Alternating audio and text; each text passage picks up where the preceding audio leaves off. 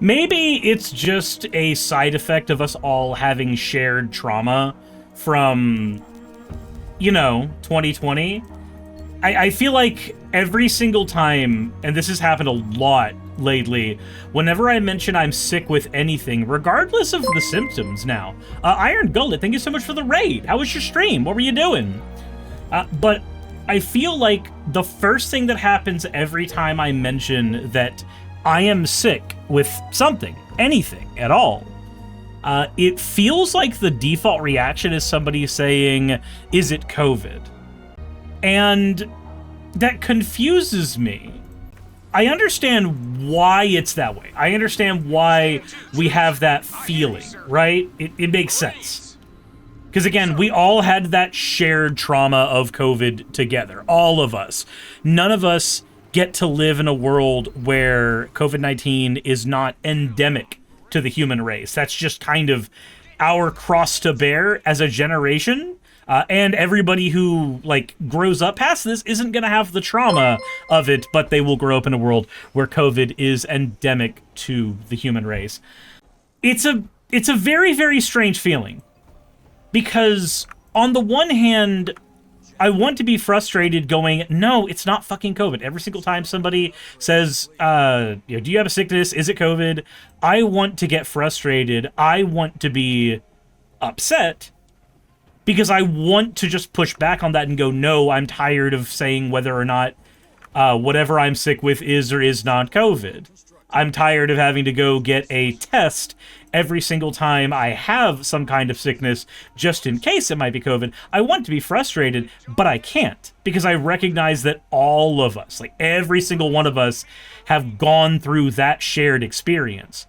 All of us went through COVID together in one way, shape, or form, and now our shared experience, as at least my generation and the generation before and after me, our shared experience is going to be one of wondering if anything that we have is a new strain of a virus that took over the goddamn planet. And maybe it's just the Resident Evil fan in me that thinks there's some weird fucked up shit with that idea, personally. But I don't know. It is something that I think about anytime somebody, anytime somebody has an opinion when I'm sick.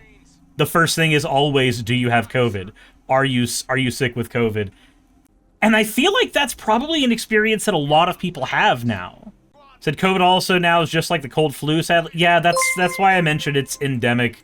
That's what it means for something to be endemic, is that it is an aspect of being of the race or of the species. Something is endemic if it is just an aspect that being part of that species requires you to deal with all the time. Said, let's go back to pre-2020 when we would just go, sounds like cancer AIDS. Fucking hell. Fucking hell. But no, I feel bad because I feel like there's going to be a generation coming up that COVID is a flu to them. It's just a cold to them. It is completely normalized. The idea of living in a world where people were put under lockdown and were put under fear because of this virus, that's just going to be something that is going to be hard to communicate to them, because when you say to somebody who gets to grow up in a world where COVID is, a normal part of their living, when you say, yeah, this thing shut down the planet, that would be like me telling you the common cold shut down the planet.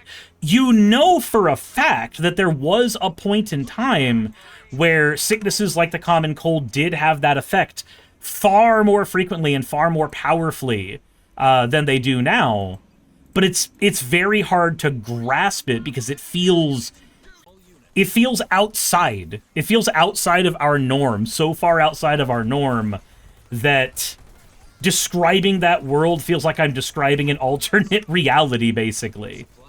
I said, Jump Point says it was just the modern Spanish flu. Yeah, here's a thing that is going to be just normalized for you to deal with forever.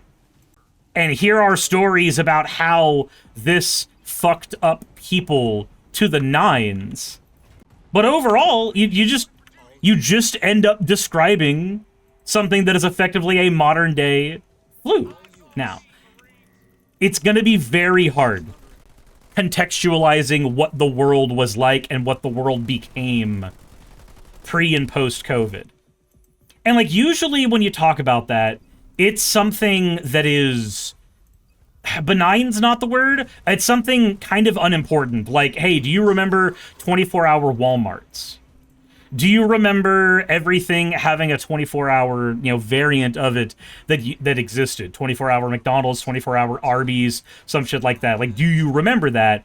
And I feel like that is probably the most mild version of this that could ever exist now. Because, hey, do you remember 24-hour stuff? That's like the rose-tinted version of your pre- and post-COVID world. But the non-rose-tinted version is just like, hey, do you remember a time where we didn't have to treat this like just a normal part of living day-to-day?